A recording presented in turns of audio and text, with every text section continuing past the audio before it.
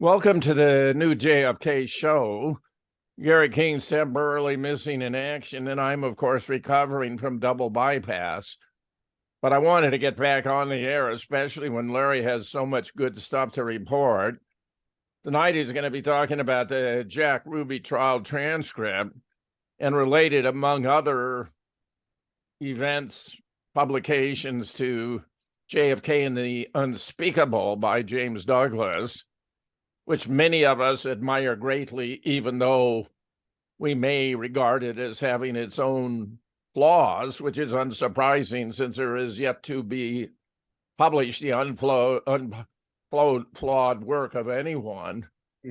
Larry, I'm making you the host, my friend, so you can carry on from here. It's yours. And I'm going to do my best to aid and abet, but under the circumstances, it may be limited. Larry, yours. Sure. Well, first of all, I'm very happy to see that you're well on the way to recovery. All right, and that's the number one thing, is the health. And I myself had been indisposed for about a month because of a personal situation where my mom was in an car accident. So that has taken up a lot of my time lately. Now she's recovered quite well. She's still going to be recovering for the next couple of months, but it's not as bad as it was a month ago. So we had talked about these transcripts that have come out since, I believe, 2015 or 2016. Now, this is not the first time that they have come out. In fact, in the Warren Commission, and I have, if I can get the, so I can share the screen here real quick. I've given you a host, so you're all set. Yeah. And we had done, we did this right after, the information came out. And because there's still a lot of not new, but good information in the complete transcripts. I believe there's more than 2,000 pages of these.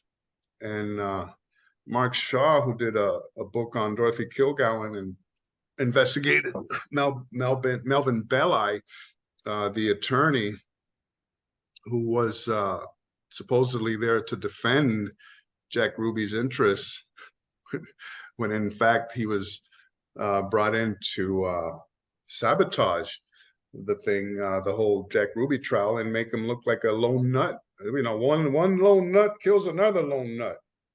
I don't know if you remember George de Mohrenschildt.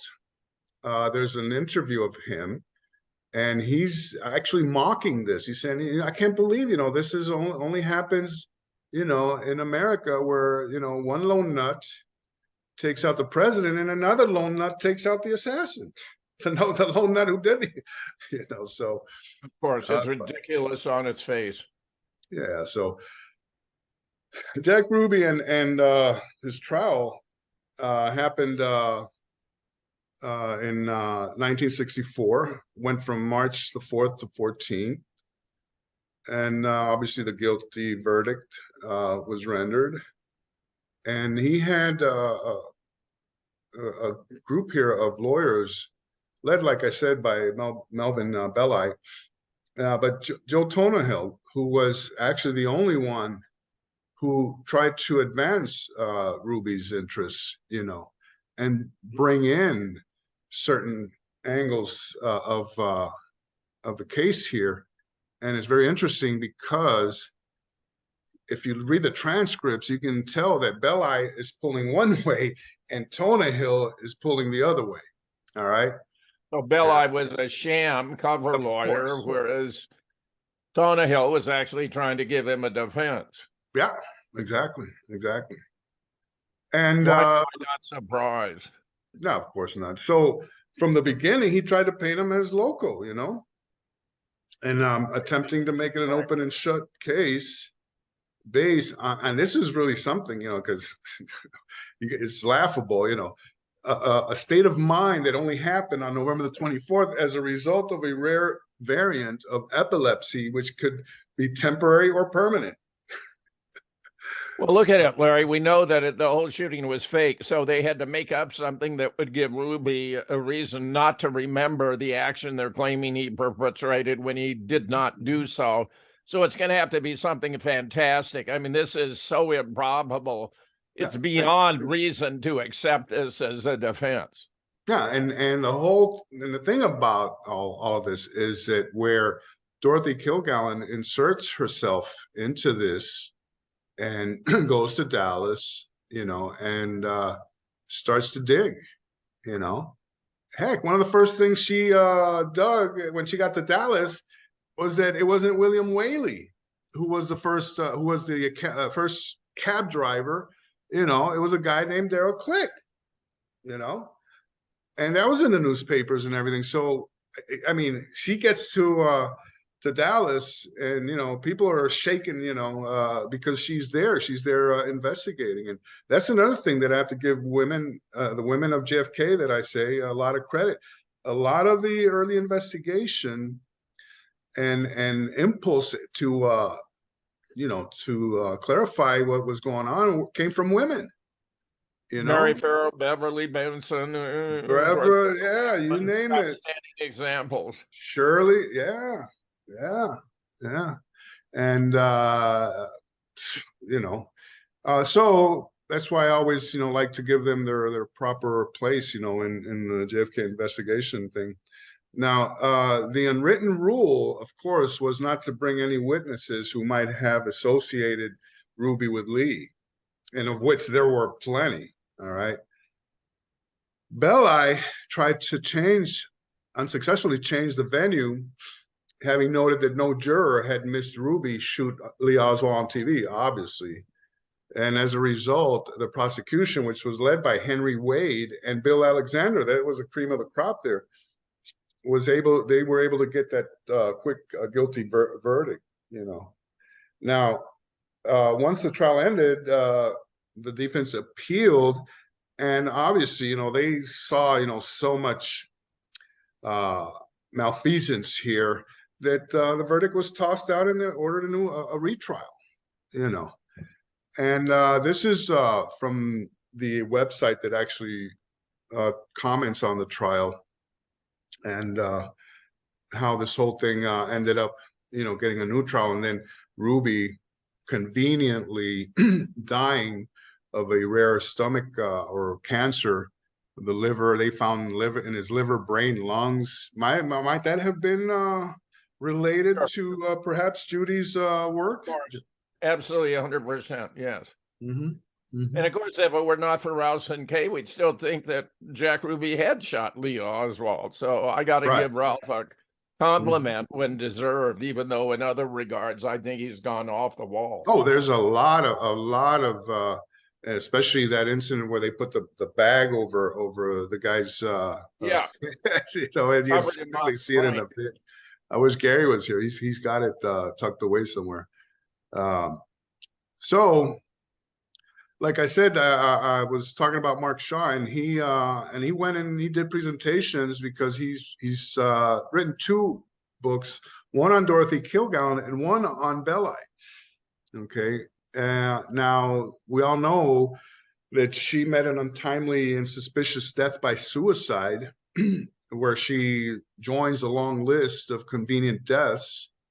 All right, which we know is so prevalent in this case. And, and she was the only one who was allowed to spend precious private time with Jack Ruby alone. Yes. And she publicly stated that she was close to breaking the case wide open. We all know. I think led to her untimely demise. Yeah. Yeah, of course. So, like I said, the transcripts, the full transcript collection finally, rears its ugly head because, there's stuff there that still, has not been clarified. And Mark, for example, has declared these a real smoking gun on the assassination, and where all these books that have been published before these transcripts came out, might as well just be thrown, into the trash can. And he includes James Douglas's book, which we're gonna just very briefly go over something very interesting that he writes in his book. And one of the things that I agree with him is that he really goes after the 6th-floor museum, as the main purveyor of the lone nut. We all know that. Did it disinformation campaign, which of course has been thoroughly disproved and discredited in the 21st century. And we all know that that's the house that Larry Dunkel built, and talking about, of course, Gary Mack. And so after finding the transcripts, and I received emails from other people who have looked at this, and here's one that they had never seen, which was the entire witness list. All right.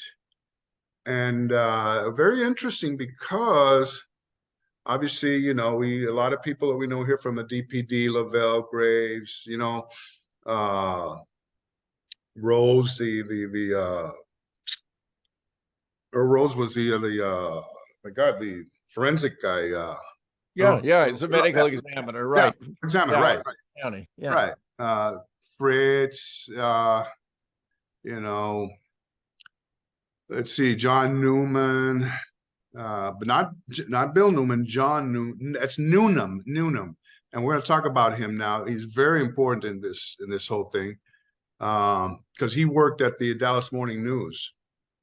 Okay, and Jack Ruby was at his desk all before and during the assassination. Right. And there's other confirmation on that. And here you go, Wes Weiss. Now, James Chaney, that's our James Chaney, one of the JFK horsemen. Right. And I've been trying to find his transcript, and it's, we're looking for it, in all these pages that were released, but his testimony is not there. Very, very strange there. So Jack Beers, Jack Revelle, Audrey Bell from Parkland, Harkness, another cop, Patrick Dean, okay, Gus Rose. So, and here is a cover of the docket, all right, and all this good stuff. Now, the reason that this stuff is important is because the people who have followed the show in the past know that we talked about Jerry Coley and the pool of blood, and how his co-worker Jim Hood, when he was a photographer for the Dallas Morning News, he went and took pictures of the pool of blood at the top of the country steps there before the pergola. Okay, and so and I have to go here in this direction. One case of such case of reinterpretation happens to be related to a blog post that I did, and it's also mentioned in the book 6 years ago, on Jerry Coley and the pool of blood. Now, with he had an interview with Len Osanic, okay, probably one of the best pieces of information that Len has ever put out, I have to say. And where he mentioned the two co-workers of his at the Dallas Morning News, and these guys were Don Campbell and John Newnham. Now, Don Campbell is also here on the list, very, very important, okay, because he's one of the confirmations on the whereabouts of Jack Ruby. But it's very, very interesting, because these three guys had breakfast and coffee with Jack Ruby at 8:30 in the cafeteria of the Dallas Morning News that morning, because Jack Ruby used to put his ads in every Friday for the weekend of the Carousel Club, okay, and all the whatever entertainment was going to be happening that weekend. So he was in the habit of doing that every Friday morning. So he knew these guys, and they would have breakfast together and talk and shoot the breeze and talk about sports and whatever, especially boxing. One of the things that I was amazed was that Jack Ruby, one of his best friends, was a boxer by the name of, let me see if he's here, actually a Jewish boxer. And they were both in the army together, and Jack Ruby was very close to him. In fact, they brought him as a character witness because he was still around at the time, but he was retired. Okay. So these next 4 pages that we see here are Don Campbell's testimony. And as you can see, Jerry Coley, who had the best information of all, obviously about the pool of blood, he's conspicuously absent from any mention whatsoever. That's why it is so important to, you get pieces of information here and there. Now, and we've listened to this Jerry Coley, and he is extremely lucid, even though he's in his probably early 80s now. Okay. And everything that he said was true and checked out, we talked about in that show about Charlie Mulkey and Jim Hood, okay, knew about the pool of blood at the top of the country steps, and the fact that Hood had taken photos of which were confiscated by the FBI the following Monday morning. Of course. Furthermore, no, and the way in which it was done, you'll see. Furthermore, Coley's name had been in the news when Hugh Ainsworth, of all people, wrote an article that reported that Ruby that Friday morning having coffee with Coley, but not Campbell, okay, or Noonan for that matter. The article cited Coley at the news. That's why the FBI came looking for Jerry the following Monday morning, not Campbell. And given this information, the prosecution had to tread very carefully around Don Campbell's testimony. If you look at this, it's very superficial. They just wanted to know where he was, at what time, what they did, but they don't even go in. Okay, where were the other guys? Was somebody else there? Okay, and it doesn't happen. And the same thing happens, okay, with Noonan. Now, Noonan had been interviewed by the FBI later on December the 4th. Okay, both of them. Now, and Coley was never formally interviewed by the FBI. In fact, he was told to forget everything he witnessed and to shut the hell up. That's all in that, you have to go to that blog blog post that I did 6 years ago, and all the information is there. But that's, basically what happened was, once that article came out by Ainsworth, he started to get threatening phone calls because, the way it was laid out, it sort of gave the idea that maybe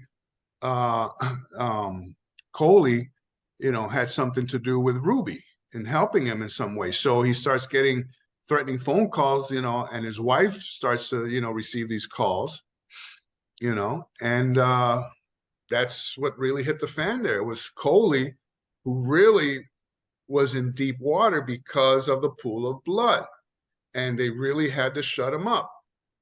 So December the 4th, John Noonan, who is the other guy in the advertising department there, and he gets interviewed by the FBI, okay, and he confirms that when he arrived in the office, and I'm talking about after the assassination, so it says here that he goes down at, they went down there at, I believe at 12:25. Now he comes back at 12:40, okay, 10 minutes after the assassination, and Jack Ruby is sitting at his desk, all right? And a short time after that, it's Jerry Coley, and this is the first time they mention him. They don't mention Jerry about the pool of blood at all. He comes in and he states that the president has been shot. And what's interesting is that Noonan at the time did not know that the president had been shot. He finds out from Jerry Coley.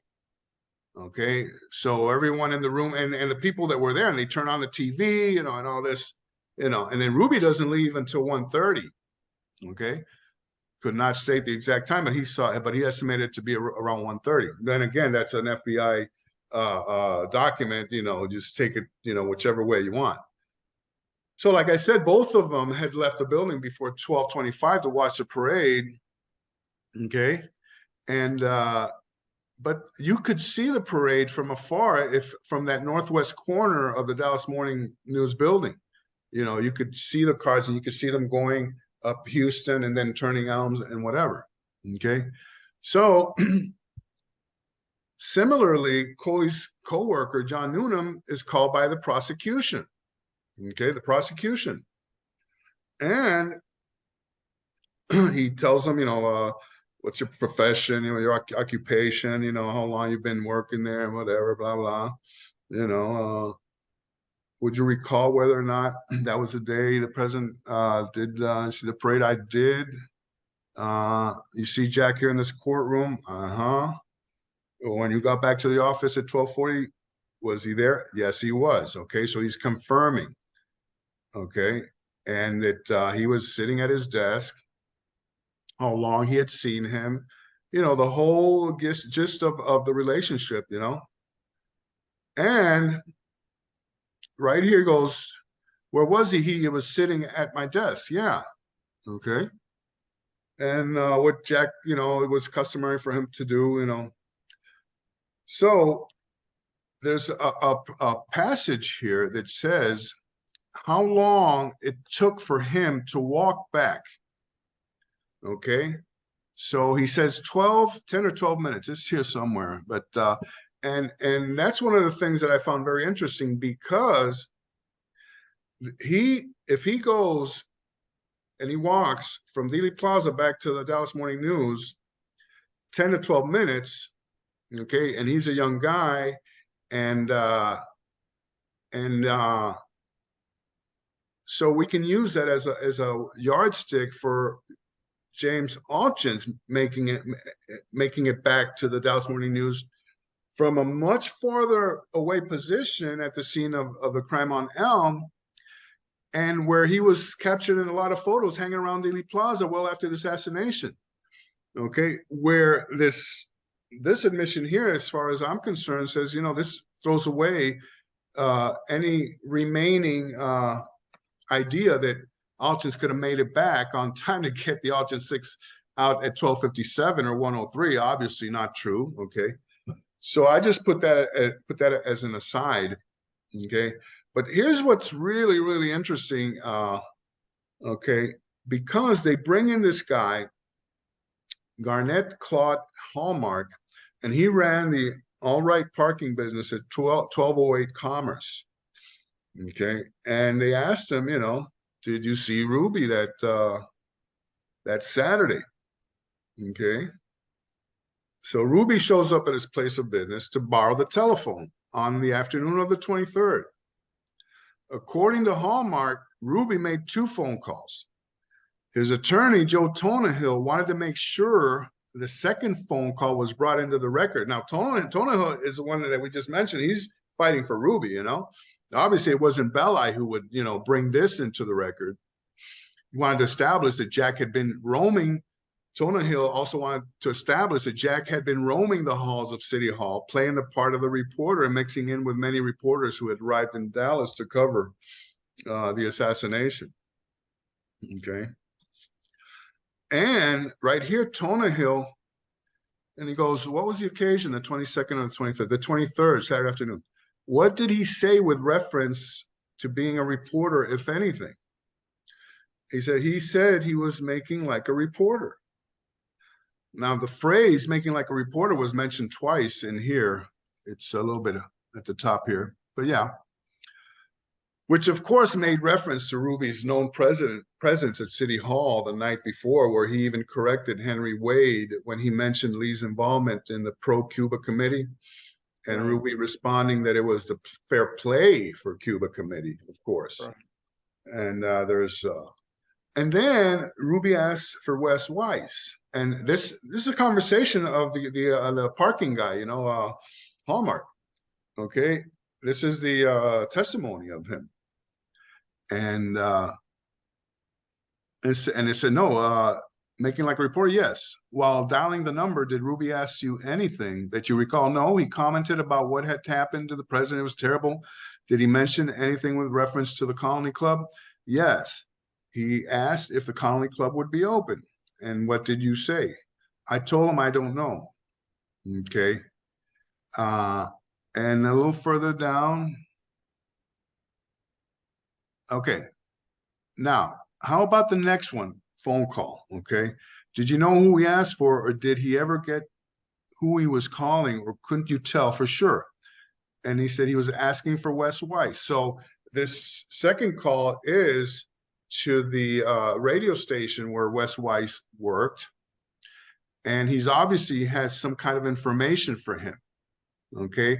So the concept of Wes Weiss having a relationship with Jack Ruby is new, you know, and we're going to see why Wes Weiss is important in this, okay, in this narrative here.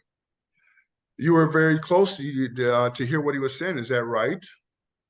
Yes.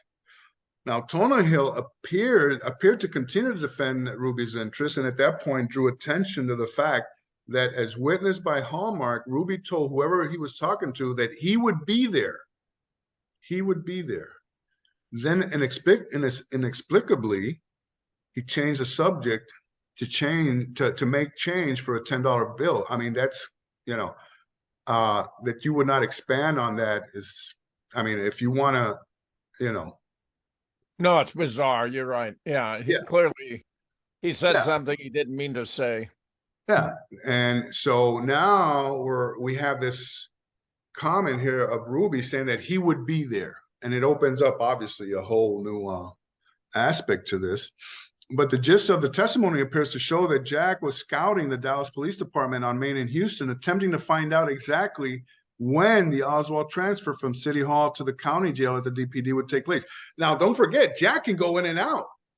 You know, DPD. We already saw him at the midnight conference. You know, he went and he took sandwiches. Remember, to the Right. cops and everything, and he was in and out of there. So he knew what was going on inside the DPD. So he's trying to feed this to Weiss so that Weiss could get the scoop, so to speak. All right. So obviously, you know, there was a delay and it didn't happen until the next day. So, but when Weiss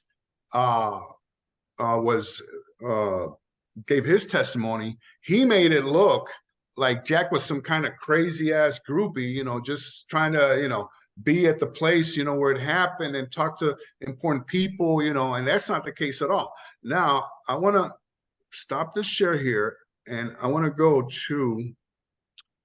It sounds like Weiss is trying to cover his ass. Oh, we're going to see now. Okay. Here we go.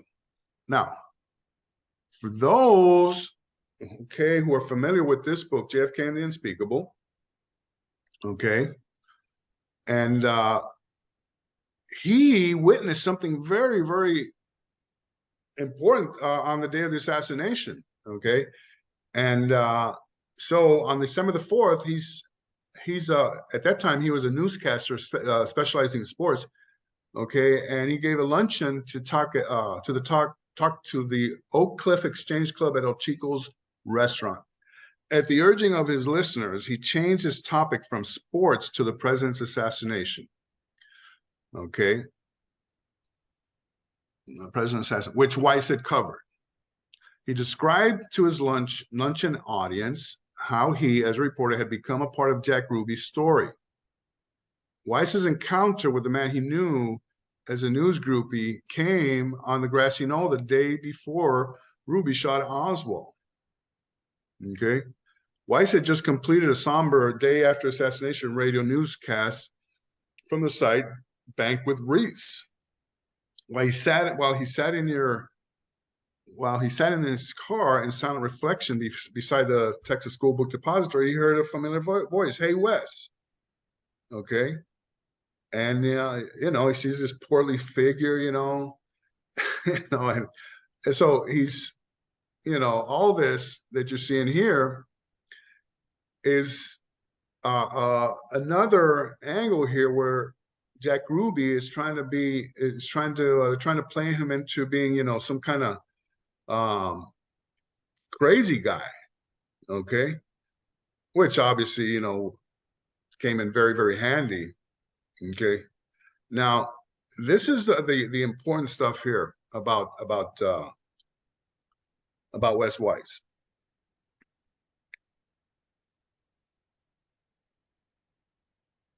At the end Okay, of White's now, talk to yeah, observe Weiss about his mechanic having seen Oswald. Okay, at the end of Weiss's talk to his absorbed audience at the Oak Cliff Exchange Club, Mac Pate, who had walked across the street from his garage to listen, gave the newscaster a new lead. He told Weiss about his mechanic having seen Oswald, and he asked to go immediately with Pate to speak with his employee.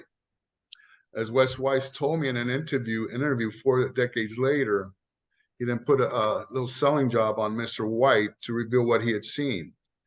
Weiss said to the reluctant auto mechanic, well, you know, we're talking about the assassination of the president of the United States here. Okay, so convinced of his duty, T.F. White took Weiss into El Chico's parking lot and walked him step by step through his full-face encounter with Oswald.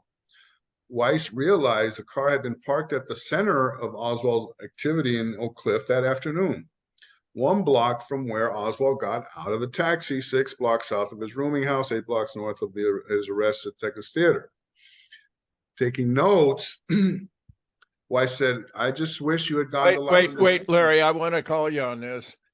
Then it says that only 5 blocks from Tippett's murder on a route in between. The route was not in between. Yeah. His rooming house and the theater. It was way off in the opposite direction from the theater. So that's very disturbing, that partial sentence. So, but yeah, and this is what's so important about this, because this is the second Oswald scenario where we have witnesses. And he goes, I wish you had gone the license number. He says, well, here it is. He hands it to Weiss. Okay, he notifies the FBI of Weiss's identification of Oswald in the car parked in El Chico lot and cited the license plate number.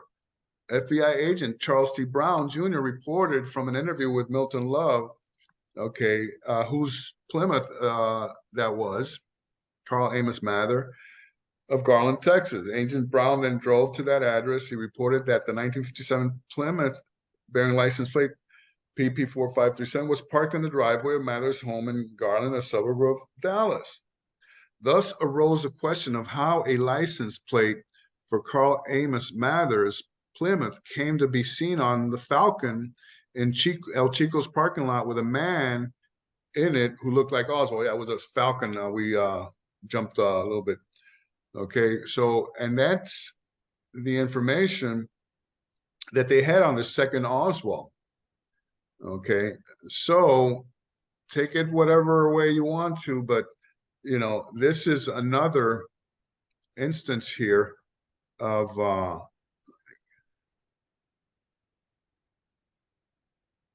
people being identified as having a little bit more to do with the case than, you know, than previously known. And we only know about the Weiss-Ruby relationship because, you know, because of this. Okay, so that's where this is going. And this is where they say that he would be there. Okay, he would be where? Okay, and then all of a sudden,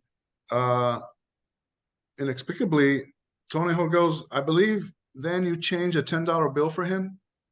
I mean, he just answered a question, says he would be there. Yes. Okay. Now, as somebody running the questions here, I would have wanted to know more about, you know, he would be where, what he's talking about, that he would be there, you know? So, yes, of course. Absolutely. 100%. So, yeah. And, you know, that's something that we only know about, you know, 50 years later, Jim, 50 something years later. Yes. So the DPD was ready for anything that Hallmark might have said to involve Weiss with Ruby. And this very rare letter from Detective L.D. Stringfellow to Captain Ganaway speaks for itself and was written 2 weeks before the trial. And it also established the Weiss-Ruby encounter at 1 p.m., not at 3 p.m., okay, for whatever that's worth. Okay, so that's that. Now, the letter attempted to change history by discrediting Hallmark's Weiss-Ruby connection before it came into court. To Hallmark's credit, he never deviated and testified the truth about the conversation they had from his place of business at 2:50 instead of 1, like it says here in this letter here. Now this is Wes Weiss, and he later became mayor of Dallas, and again he's mentioned here in JFK and the Unspeakable. Now again, like I said, I already mentioned this. He made Ruby come across as some kind of groupie, and that's about it here on this thing on the. Ruby was a patron of the police. He had lots of connections, free drinks, I don't know, free girlfriends. But yeah, I would say I put women at the top of the list. Yeah, and the booze and all the other stuff. Sex is a positive influencer of behavior. Now, a couple of issues here, Larry, I'd like to address and invite your thoughts, which include, the different sightings of Oswald. We know some of these were obvious imposters, shooting on the range, driving their car at high speed, all that nonsense. But on the other hand, John Armstrong had made an industry out of the idea of the two Oswalds. I am personally convinced that Oswald, the second Oswald that Armstrong recounts, was a CIA's false history for Lee so that he could return to private life as a personal history that they'd already established, and that if you wanted to prove there were two Oswald, you had to actually prove three, because you had Lee and his no, but I history. I found a fourth one. I found a fourth one that he doesn't even write about in his book, and it's very well documented. Edward Varner Vance, and he was picked up. He picked up a guy that matched Lee Oswald completely, 100%. And he drove him from Irvin, and he brought him down to downtown Dallas. And that's one that is never even mentioned in his book. So yeah, if there's space for 2, there's space for 3 or 4. All right, let me go back then to the pool of blood, because it seems to me the most likely explanation. I mean, you got Roscoe White there. He's a serious guy. We believe he may have murdered as many as 50 witnesses. He was his body double for Lee in the backyard photographs. He fired a shot. He had to pull a shot because it would have injured Jackie, and it wound up in the grass, picked up by Lieutenant Day and never seen again. The pool of blood. Mm-hmm. But someone have tried to interfere, and Roscoe shot him dead. It was even seen by Jean Hill. She reported the pool of blood exactly where Coley and Hood, and where Hood took the picture, which is so incredible. That once it hit the FBI, man, it was deep six. Years forever. But what did Jean? Did she see someone shot or stabbed? I mean, where did the pool of blood originate? She didn't see. If you look at the Bell film, you can see where she is racing up the steps. Okay, in her red coat and everything, and what they tried to make it out when in the FBI report, or I don't know where it was, that actually was a soda pop, which she had read Slurpee, or a Slurpee or something like that. Yeah. Ridiculous. But what do you think? What do you think, Larry Ridley, explains the pool of blood? Well, there were actually, and I was speaking to a colleague a couple of weeks ago. And we know that there was also one at the corner of the TSBD building, the northeast corner of the TSBD. There on the sidewalk, there was also a pool of blood there. Okay, and we were going back and forth on whose blood that could have been. I'm not going to go into the details, of what, because that's a theory still, it's not even something concrete, but it could have been two. Now on this one, now that we have Jerry Coley, and it's unequivocal, that pool of blood was up there. Now, how it happened, I'm thinking, and you and I have talked about this many times. There was a firefight down there on Elm Street, and there were shots taken and shots received and shots, and we don't see that in the Z film, and we don't see that in any other photos, But based on the Newcomb tapes, we know, that Secret Service agents dismounted and passed the limo, at least 4 or 5 of them with arms drawn, including long guns. All right. And of course, Douglas Jackson, says, hey, man, that film has been all cut up, Right. And Shaney says, hey, Hard just ran right in front of me in between the 2 limos, Right. And so the result of all of this, and we know that there was a failed Secret Service agent who was registered as Mr. X at Parkland, whose head was covered with a suit coat, and they rushed him into one of the trauma rooms, and then we never heard anything from the guy. And Richard Hook did some pretty good research and actually found out the guy's name and how the family continued to receive his pension checks, thereafter. Okay, and the ambulance that was running around, that Beverly Brunson, wrote about, and so we get this totally different version of events there. I think the most stunning, and I know that you agree with me on this one, is where Stavis Ellis says where the one of the agents took the chunk of skull from a kid and grabbed it and tossed it into the limo. Hey, and I've said so many times, that's the first time that we know of the desecration of JFK's corpse there. It started right there on Elm Street.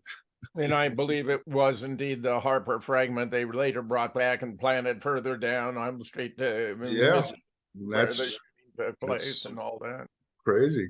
And of course, the great work that Dr. Mantic has done on the Harper fragment and yourself on finding further down in the Z film, the blowout on the back of the head, on 374 and Z3, and also on 343, where Jackie's I love how glove. you discovered Jackie's glove outlines the defect in Gary. I mean, it's just unbelievable.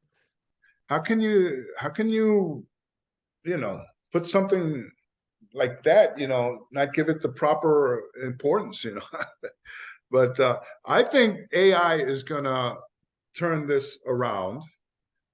I mean, it's already we already know what happened, but what's your thoughts on AI moving forward on the case? Well, it all depends, Larry. I mean, it's simply a How it's used.